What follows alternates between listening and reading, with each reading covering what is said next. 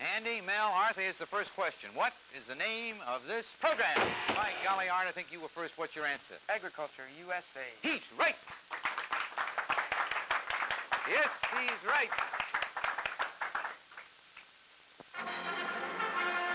Yes, it's Agriculture USA, presented in cooperation with the 4-H clubs, the Future Farmers of America, and, well, that's the fellow who's glad you tuned in. Hi. A total of 6 outstanding colleges and universities have sent us representatives today. You'll see top agricultural students compete in the Agri-Quiz. The score will be kept by a homecoming queen. Our halftime panel is ready to fire questions of their own at a top authority in the farm machinery industry. But right now it's game time, and this is how we play the Agri-Quiz. 3 contestants line up, as you saw a minute ago right here. We fire a question at them, today on the subject of farm equipment. They hit the buzzers. Whoever gets here first has an opportunity to answer. If they answer correctly, we go over to the scoreboard where, among other things, we find beautiful Roberta Salzberg. Roberta, you are representing the University of Southern California, is that right? That's right. And you're their homecoming queen. Yes, I am. Well, what does it entail, being a homecoming queen? What do you do? The homecoming queen has to attend the homecoming games, which this year was USC versus Stanford, and she attends the basketball tournaments, presents trophies. She gets to come to lovely shows like this. Well, it sounds like a lot of fun. It's a lot of fun. What are you majoring in at USC? I'm pre-law majoring in finance. Gee, if I ever need a lawyer, I'm going to come to you, Roberta. But right now, I want to come to you with the scorekeeping. Today, you're Miss Scorekeeper on the show. For example, if Mel were to get one right here in the middle, what would you do? This one. And we see the letter A. The next letter is G, and eventually it spells out the word agriculture. Whoever gets to that final E first, or as close to it as possible before we run out of time, wins the game. We have some close plays in the Agri-Quiz, and sometimes we have close answers, too, so an umpire is needed. Our umpire is a graduate of Cornell University, and he's been an instructor of agriculture engineering at the State University of New York, and now at Cal Poly in Pomona, Mr. Dudley Smith. Dudley, welcome to Agriculture USA. Thank you, John. Tell me, have you got some real rough questions for our contestants today? Pretty rough today. Yeah, well, we're going to find out right now. Say, Dudley, would you step over there and show us how you keep score here? First of all, if they get one right, what do you do? How do you? We see the letter right here. But if you don't like their answer and you won't accept it, we see what? We see wrong. And that's how we rule on the questions. Now, to play the game, we need contestants, and we've got 3 fine ones today. Fellas, would you line up right along here, please? Contestant number 1, representing Cal Poly State College in San Luis Obispo, is our friend Andrew McBride. Andrew, what are you studying at Cal Poly? I'm studying mechanized agriculture. That's your major, is it? Yes. And what is your future? What are you planning to do when you get out of school? I'm going to go into the ranching business with my brothers in Northern California. In Northern California, fine. Well, we're delighted to have you with us today. Representing the University of Nevada, we have Mel Collins. Mel, I understand you are, well, I can tell that you're in the 4-H clubs. You've got all those medals there on your chest. How many years have you been in 4-H? 4 years. 4 years. And out of all the projects you've had in those 4 years, what is your favorite? Automotive. Automotive. But you're interested in farm machinery as well, I hope. Yes. Good. You've come to the right place. And representing the University of Arizona, we have Arthur Allen. Arthur, where were you born? Rochester, New York. Oh, you're an Easterner that went out to Arizona. Mm-hmm. I see. And what is your major at the university? Ag engineering. Ag engineering. Does this mean that you're going to continue in that line when you graduate? I hope to. Good. Well, we're going to find out right now how much all 3 of you know in regard to farm machinery and equipment. You know how we play the game, don't you? All right, here we go on the first question. There was an important development in 1831 that triggered the mechanized revolution in agriculture. What was this development? What do you say, Mel? The invention of the reaper. The reaper? The grain reaper? Will you accept that? McCormick, he's right on that one. Very good. And the University of Nevada jumps into the lead there. Agriculture as an industry purchases more petroleum products than any other section of our economy. Would you say farmers purchase the equivalent of 5 billion, 10 billion, 15 billion, or 20 billion gallons of petroleum a year? What would you say on that? Take a guess. When in doubt, guess. That's the spirit. What do you say, Andy? 15. 15, and he's right on the nose. 15 billion gallons it is. Very good. Is it true that most modern machines can be oiled and cleaned while they're running? What do you say on that, Andy? I would say no. You'd say no on that. They can't, and he'd be right on that by saying no. Very good. Many pieces of equipment, such as corn shellers, are powered by belts from tractors. Is it necessary for each piece of equipment to be grounded? Yeah, what do you say on that one, Art? No. You'd say no, it isn't. What is the answer on that? And we're wrong on that. I can't ask anybody else because the only other answer is yes. Yes, they must be grounded, every one of them. All right, there is a popular belief that geese are sometimes used for weeding cotton fields. Is this true or false? What do you say on that, Mel? I'd say no. You'd say no, and you'd be 100% wrong on that. I'm sorry, they do use geese. They have flame cultivation, but they also have geese. The engine on most diesel tractors have no spark plugs or electrical ignition system. What ignites the fuel? What do you say on that, Andy? Compression. The heat of compression. Will you accept it? He's right on that one. Very good. Roberta, would you wheel in that first exhibit there, please? It makes me hungry just looking at it. Fellas, can you get a good look at this now? We want you to see these dishes. There's 1, 2, 3, 4, 5, and then a box there. Can you see those all right? All right. Now, Andy, if you'll turn around, put your back against the counter here, we're going to see what kind of aim you've got. Turn right around there. Take the dart and fire away at any one of those pictures you can see up there. And, well, you came right in the middle there. Let's try another one. See if you can get on one side or the other. Fine, attaboy. And you hit this one right here. Now, there are two things we want to ask you. First of all, we want to ask you to identify this particular machine. That's a combine. That's a combine. All right. Now, which one of these products here would you associate this as far as harvesting is concerned? Wheat. The wheat. This one right here? And will you accept that, the wheat? And he's right on that. Very, very good. Very good. Now let's see what kind of aim Mel's got here. Mel, you turn around and good luck to you in Nevada. You've got quite a few to choose from there. Oh, I see. You were really aiming that time. Good for you. And we bring this picture up here.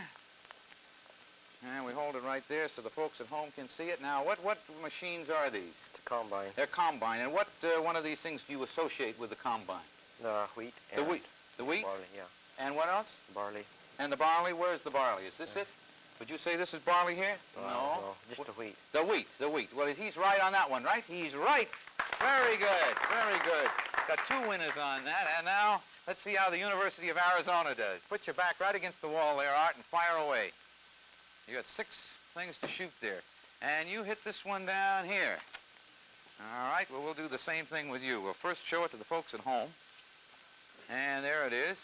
And will you identify that for us? What is that, Art? That's a corn harvester. The corn harvester, and I don't think it's going to be very difficult to associate with one of these products. With the ear of corn. With the ear of corn, and he's right on that one. Very, very good. Very good. Did you give him a point there?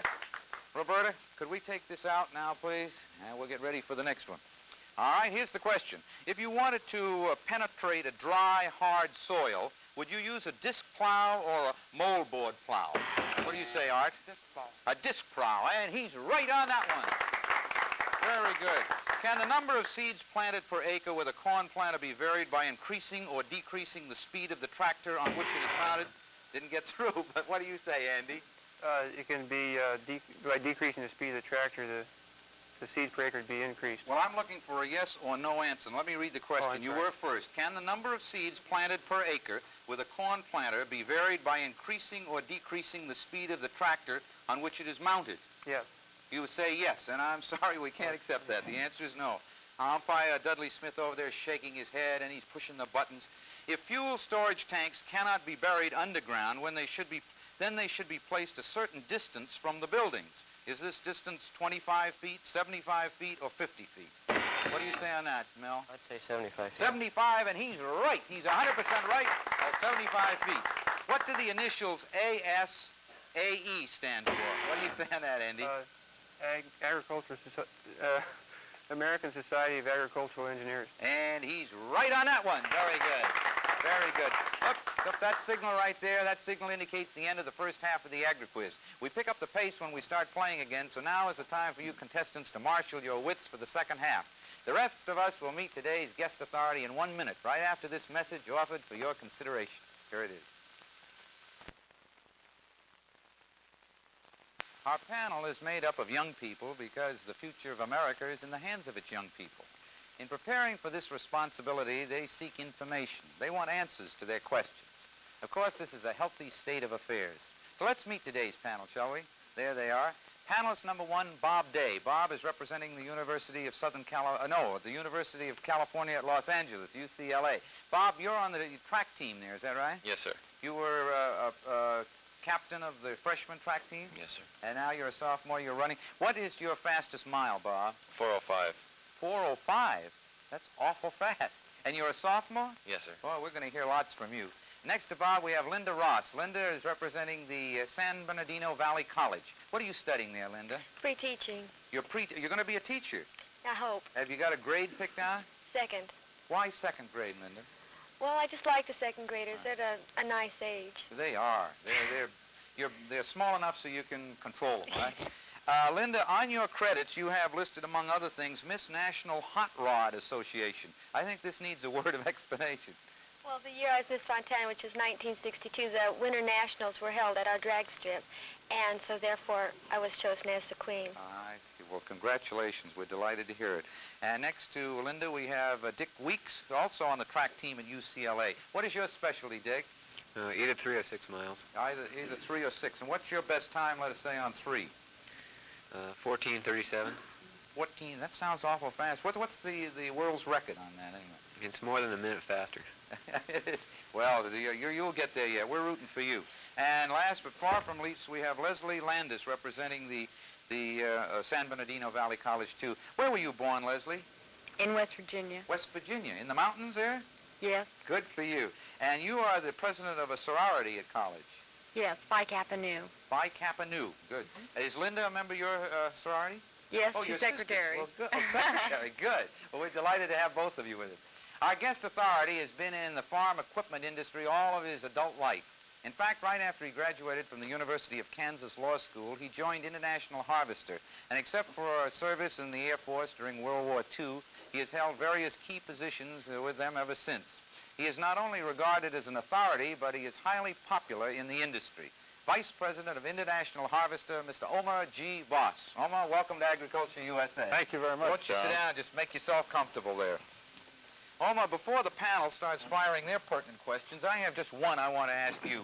How important and how large is the farm equipment industry in this country? Is it an important part of our American way of life? Yes, sir. We think the farm equipment industry is a very important part of our way of life. I'm sure you do, but I mean, actually, is it a large business? Yes, it's a very large industry. Mm-hmm. And probably in all 50 states? In all 50 states, yes, sir. All right, fine. Now, Bob, what's your first question? Mr. Voss, what is the most significant advancement of farm equipment in the past few years? Bob, there have been many. I would say that the development of the mechanical cotton picker has probably been the most significant, of greatest significance, and in particular, I would say the development and refinement of the two-row self-propelled cotton picker. Now, is this a two-row one we have over here? No, that only shows one drum. Well, why don't we go over there and you can explain it to me as well as to the viewers and to Bob. This is a mechanical cotton picker, is that right? Yes, sir. All right, well, now, how does it operate? Where does the cotton, for instance... If you would bring the spindles around just a bit this way, All yes. right.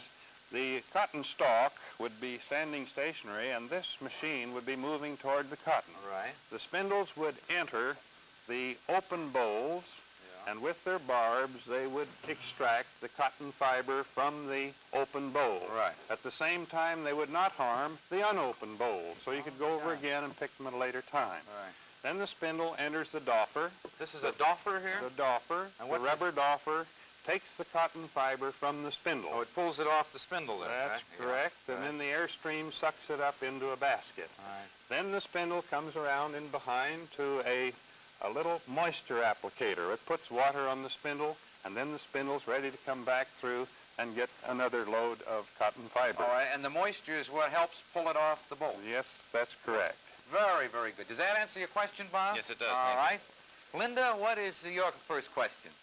Well, Mr. Voss, I'd like to know, doesn't farm equipment cost the farmer a lot more today than it did 10 years ago? Well, Linda, I can't deny that the cost of labor and materials has gone up very substantially in that period. And it's true that the price of farm machines has gone up. However, you must, in this regard, I think, relate the cost increase to the increased amount of work that our farm machinery performs today.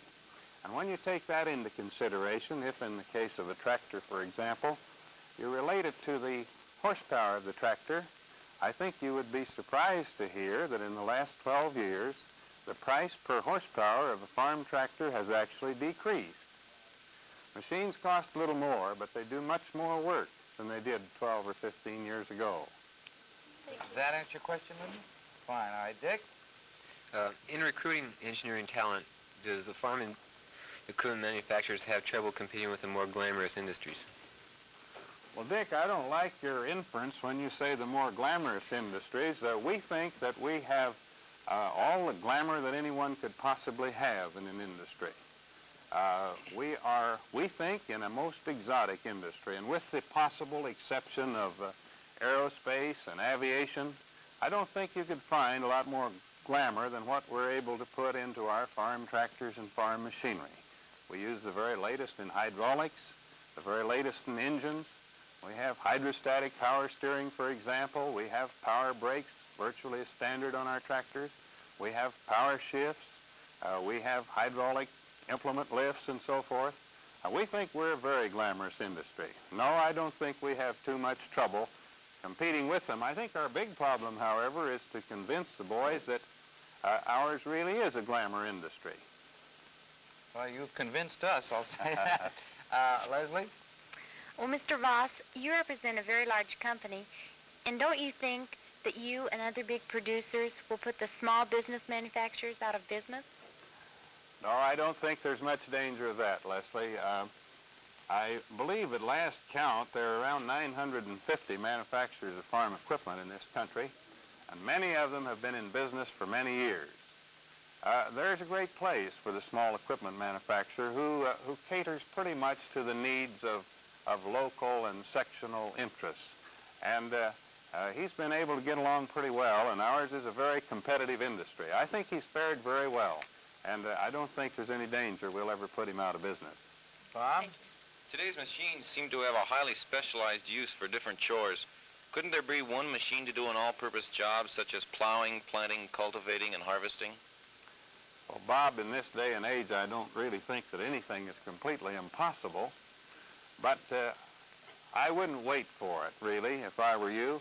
I doubt that we will ever be successful in inventing one machine that will perform all those tasks.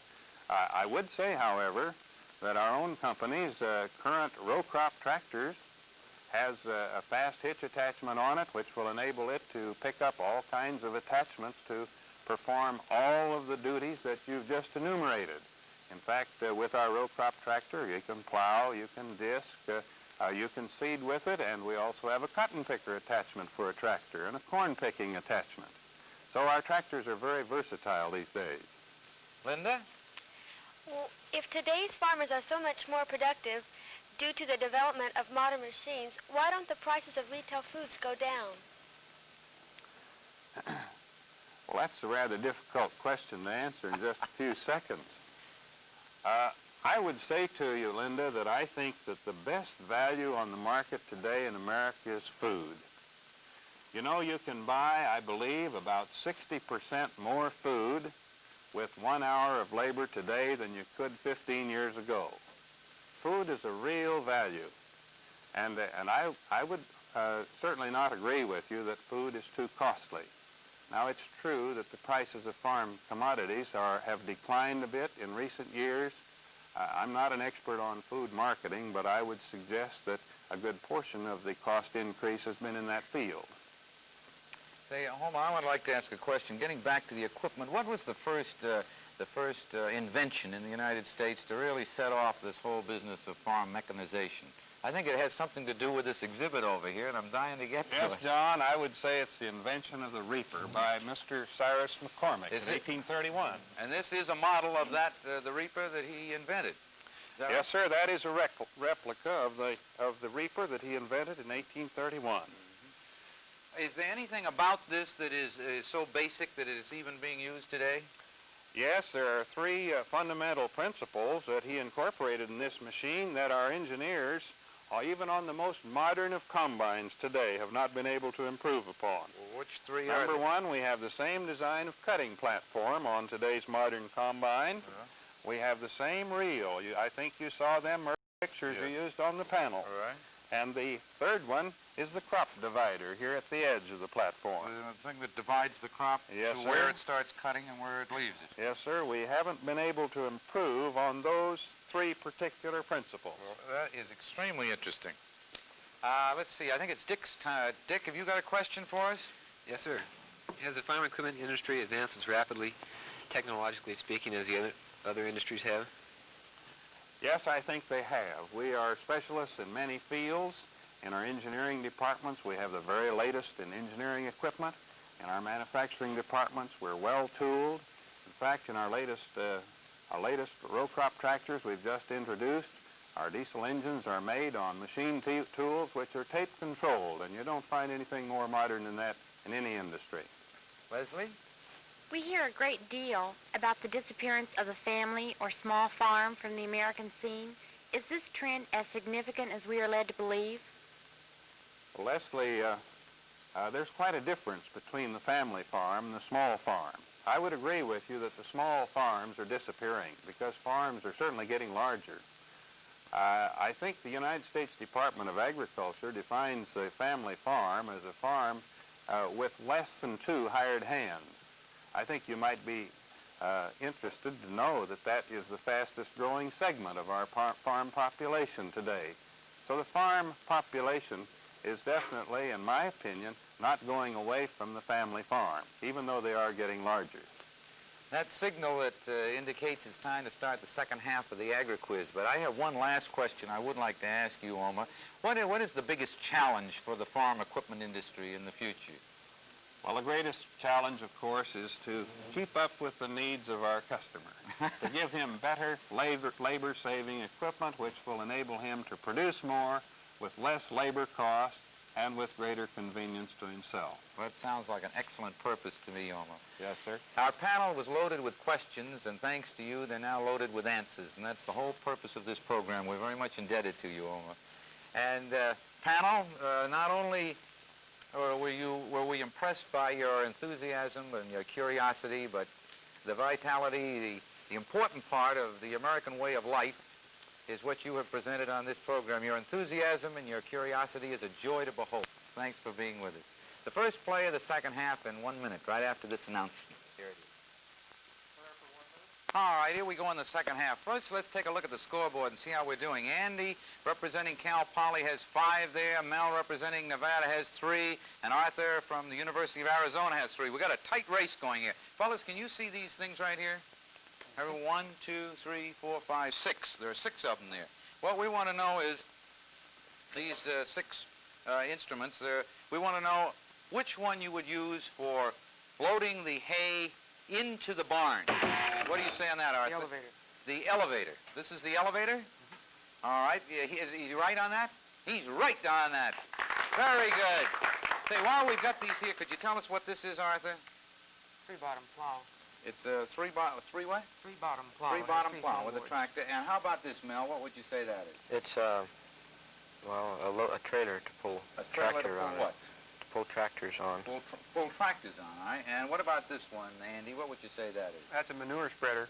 This is the thing that the manufacturer won't stand behind, they Right. say. And how about this, Art? A tandem disc. A tandem disc. And what would you say about that, Mel? Well, I guess you'd call it a feed wagon. A feed wagon. By golly, I'm very impressed with how much all 3 of you know. Very, very good. Did you give him a score there, Roberta? All right, fine. What is being done in the development of farm machines to improve the comfort of the operator? What do you say on that, Andy? Well, they've added foam seats. Well, that'll do it. And what else? They Can you have, think of anything else? well, the seats are more adjustable. You can adjust them to Adjustable height. seats. Yep, fine. Can you think of anything else? Uh, You've already won the point. I just want to see what else you know. They well, they can radio- adjust them to the height and then to the leg length of the No. operator. What I'm looking for is radio control devices and power steering and air-conditioned Oh, yeah. cabs and helmets, shock absorbers, the whole works. He got a point on that one, though. He was right. Very good. Very good. There are a number of ways the tractor can deliver its power to do work for the farmer. Can you name 2? What do you say on that, Art? Through the drawbar, through the pulley. The drawbar and the pulley. Will you accept these right on those? Very. Can you think of any others? Can you think of any, Mel? Well, no, I guess not. All right. Can you think of any others? I didn't quite get the question. Oh, all right. Well, here we go. There are a number of ways the tractor can deliver its power to do work for the farmer. Can you name 2 is the question. Just wondering if you could think of any others. Well, with the shaft, With a power shaft? takeoff shaft. Yes, that's right. Fine. In 1820, one farmer produced enough food and fiber for himself and 3 other people. Today, he produces enough for himself and a larger number. Would you say this number would be 10, 15, or 25 other people? What do you say on that, Art? 25. 25, and he's 100% right on that one. In terms of farm machinery, what is the difference between an equipment driver and an equipment operator? What do you say on that, Art? What is a driver of farm equipment? What do you mean? Yeah, I'm sorry, I mean Andy. Well, an operator would have to know more than just driving. Right, well, that's right. That's the answer, and he's 100% right. And there's the clock. It indicates we've run out of time. We take a look over there, and we find, by golly, Andy, with that last question, you were the winner. And we want to congratulate you, and here's the Agriculture USA trophy. Congratulations. Thank you. And our friends at International Harvester want each one of you to have a $25 savings bond to go to your future agricultural education. How about a nice hand for all 3 of them? What do you say? You did an excellent job. You know, as we said a minute ago, in 1820, one farmer produced enough food and fiber for himself and 3 other people. Today, he produces enough for himself and 25 others. This has been made possible in large part by the farm machinery industry and the farmer himself. To both, we owe a salute of appreciation. We'll see you next week. So long. Congratulations.